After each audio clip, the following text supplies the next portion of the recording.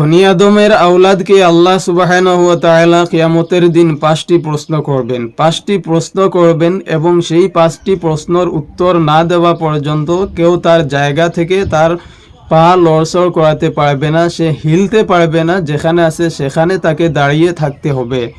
তো আজকে ইনশাআল্লাহুল আজিজ আমরা সেই 5টি প্রশ্ন সম্পর্কে আমরা জানবো যে কিয়ামতের দিন আল্লাহ তাআলা আমাদেরকে কোন 5টি প্রশ্ন করবেন সেই সম্পর্কে আমরা সংক্ষিপ্ত হিসাবে আমরা জানবো ইনশাআল্লাহু তাআলা।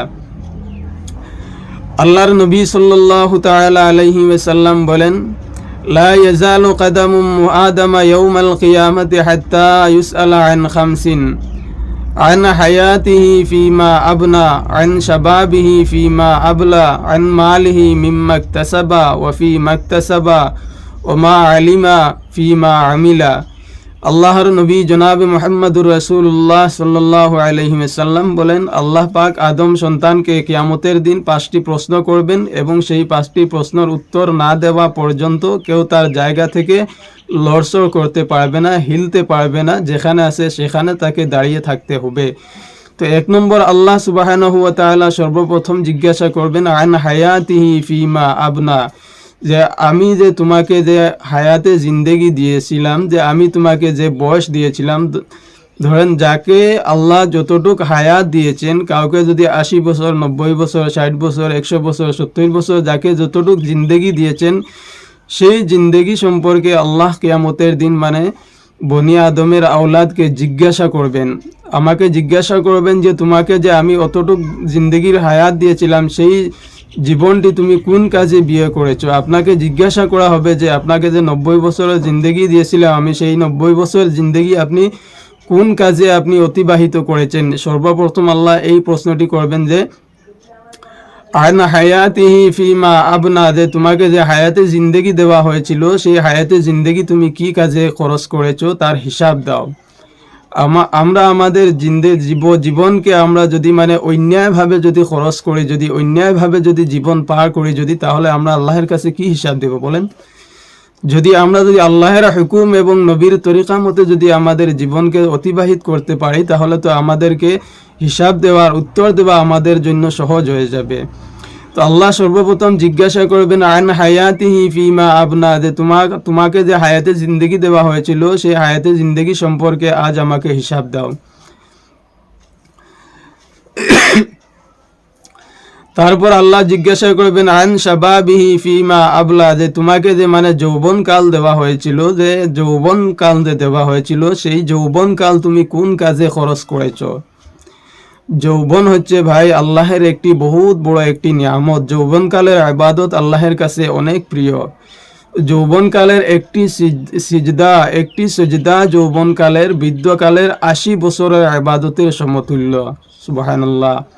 যে যৌবনকালের এই যে যৌবন, যে আমরা যারা যৌবন পেয়েছি, মানে আমরা যৌবনকে অযথা খরচ করব না, আমরা যৌবনকে অন্যায় কাজে মানে যৌবনকে খরচ করব না, অতিবাহিত করব না, আমরা আল্লাহের হুকুম মতে আমরা যৌবনকে আমরা পার করব। কারণ এই যৌবন সম্পর্কে কিয়ামতের দিন আল্লাহ আপনাকে আমাকে জিজ্ঞাসা করবেন যে তোমাকে যে যৌবনকাল দেওয়া হয়েছিল, সেই যৌবনকাল তুমি কোন কাজে খরচ করেছো তার হিসাব আজ আমাকে দাও। আপনাকে আমাকে যৌবনকালের হিসাব দিতে হবে আল্লাহের কাছে। আন মালিহি মিম্মা ইকতাসাবা, তারপর আল্লাহ আপনাকে আমাকে আবার জিজ্ঞাসা করবেন যে তুমি ধন সম্পদ তুমি কোন রাস্তা থেকে তুমি উপার্জন করেছো, যে হালাল পথে না হারাম পথে। আজ আমি যে সম্পদ উপার্জন করছি, ধন সম্পদ, সেই সম্পর্কেও আল্লাহের কাছে আমাদেরকে হিসাব দিতে হবে। সেই বিষয়েও আল্লাহ আমাদেরকে জিজ্ঞাসা করবেন যে তুমি ধন সম্পদ তুমি কোন রাস্তা থেকে তুমি উপার্জন করেছো, যে হালাল না হারাম, হারাম তরিকাত উপার্জন করেছো না হালাল তরিকাত, সেটির হিসাব আল্লাহের কাছে আমাদেরকে দিতে হবে।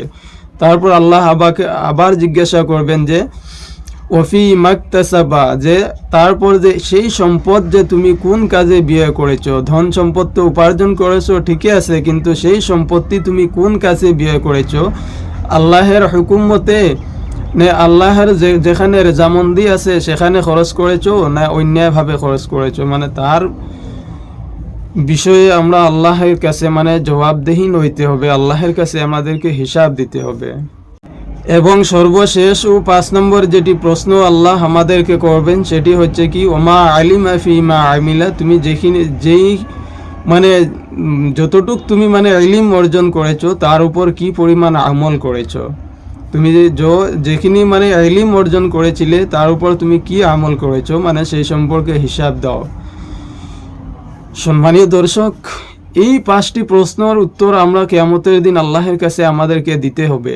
আল্লাহ আমাদেরকে এই 5টি প্রশ্ন আমাদেরকে জিজ্ঞাসা করবেন এবং আমরা সবাই এই 5টি প্রশ্নের উত্তর আল্লাহের কাছে আমাদেরকে দিতে হবে। যতক্ষণ পর্যন্ত আমরা এই 5টি প্রশ্নের উত্তর দিতে পারবো না ততক্ষণ পর্যন্ত আমরা নিজের জায়গা থেকে আমরা লড়সড় হিলতে পারবো না।